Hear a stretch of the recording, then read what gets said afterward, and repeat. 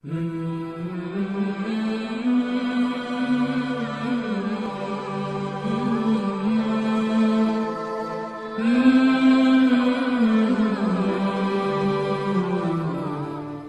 عليكم ورحمة الله تعالى وبركاته.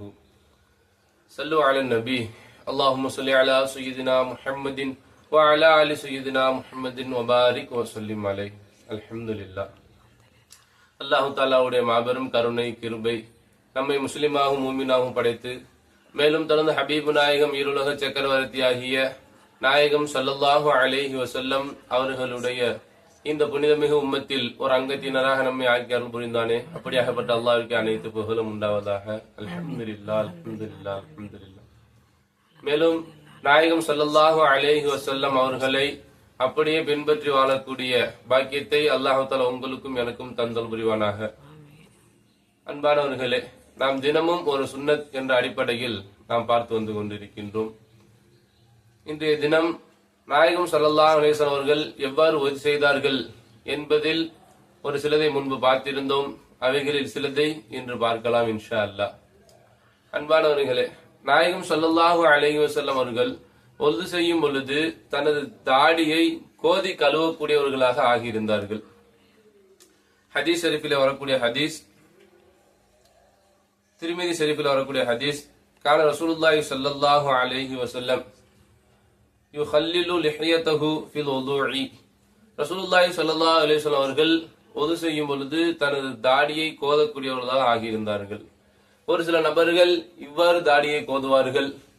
ஆனால் ரசூலுல்லாஹி ஸல்லல்லாஹு அலைஹி வஸல்லம் அவர்கள் இவ்வாறும் கோதியிருக்கிறார்கள். இந்த முறையிலையும் உள்ளங்கை இப்படி உள்ளிருந்து வரும்படி இவ்வாறாகவும் ரசூலுல்லாஹி ஸல்லல்லாஹு அலைஹி வஸல்லம் அவர்கள் தாடியை கோதி கழுவி இருக்கிறார்கள். இது சுன்னத் என்பதை நாம் அறிந்து கொள்ள வேண்டும். ஒது செய்யும் பொழுது நாம் அவ்வாறு கோதி கழுவுவது சுன்னத்தாக இருக்கிறது அன்பானவர்களே.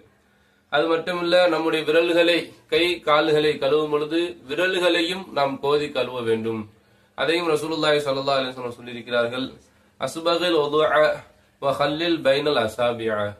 உங்களுடைய விரல்களுக்கு மத்தியில் நீங்கள் கோதி கழுவுங்கள் என்பதாக நாயகம் ஸல்லல்லாஹு அலைஹி வஸல்லம் சொல்லியிருக்கிறார்கள். கை விரல்களையும் கால் விரல்களையும் நாம் கோதி கழுவ வேண்டும். கால் விரல்களை சுண்டு விரலால் ஒவ்வொரு விரலுக்கு மத்தியிலையும் நாம் இவ்வாறு செய்து நாம் விரல்களுக்கு மத்தியில் சுண்டு விரலை கொண்டு நாம் கோத வேண்டும் என்பதாகவும் ரசூலுல்லாஹி ஸல்லல்லாஹு அலைஹி வஸல்லம் அவர்கள் நமக்கு கற்றுக் கொடுக்கிறார்கள். அன்பானவர்களே, அது மட்டுமின்றி எந்த ஒரு செயலை செய்யும் பொழுதும் ஒவ்வொரு உறுப்பை கழுவும் பொழுதும் அந்த உறுப்பினுடைய வலது புறத்தில் இருந்துதான் நாயகம் ஸல்லல்லாஹு அலைஹி வஸல்லம் அவர்கள் ஆரம்பிப்பார்கள். முத்தஃபகுன் அலைஹி, அதாவது புகாரி முஸ்லிமிலே வரக்கூடிய ஹதீஸ், கான ரசூலுல்லாஹி ஸல்லல்லாஹு அலைஹி வஸல்லம் யுஜிபுஹு தயம்முன் ஃபீ தனஅல்லிஹி வ துஹூரிஹி. அதாவது ரசூலுல்லாஹி ஸல்லல்லாஹு அலைஹி வஸல்லம் அவர்கள் வலதுபுறத்தில் இருந்து ஆரம்பிப்பார்கள். இன்னும் அந்த வலதுபுறத்தில் இருந்து செய்வதையே பிரியப்படக்கூடியவர்களாக இருந்தார்கள். அதில் செப்பல் அணிவதாக இருந்தாலும் வலது காலில் முதலில் அணிவார்கள். பிஸ்மில்லாஹ் என்று சொல்லி வலது காலில் அணிவார்கள். கலட்டும் பொழுது இடது காலை கழட்டுவார்கள். சுத்தம் செய்வதாக இருந்தாலும் வலது கையை முதலில் கழுவுவார்கள். அதுக்கடுத்து இடது கையை கழுவுவார்கள். காலை கழுவும் பொழுது ஃபர்ஸ்ட் முதலில் வலது காலை கழுவுவார்கள், இரண்டாவது இடது காலை கழுவுவார்கள். இவ்வாறாக ரசூலுல்லாஹி ஸல்லல்லாஹு அலைஹி வஸல்லம் அவர்களுடைய அனைத்து காரியங்களையும் ரசூலுல்லாஹி ஸல்லல்லாஹு அலைஹி வஸல்லம் வலதுபுறமாகத்தான் ஆரம்பிப்பார்கள். இதுவும் சுன்னத்தான காரியமாக இருக்கிறது.